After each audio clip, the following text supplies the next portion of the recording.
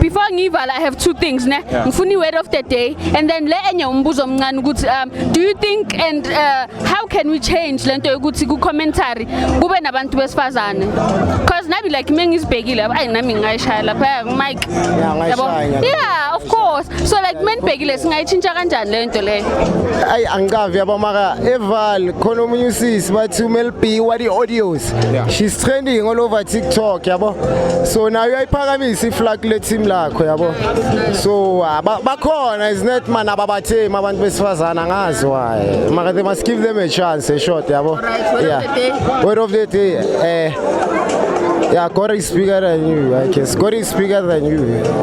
Mina ngiyakholwa God is bigger than you and whoever yabo. Yangasaba umuntu usaba uNkulunkulu yabo. Yeah, iphela la uthandaza uhlala edolweni yabo. Yeah. Word of the day, never give up.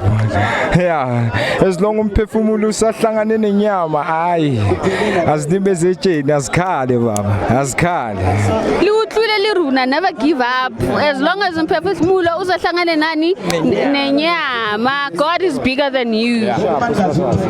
Thank you so much for your time. We wish you nothing but the best ku career yenu as a whole and individually. We just hope and wish ukuthi izinto zinganihambela kahle and continue lifting up the flag kuba ama commentators rather kuma kasi tournaments and more sharp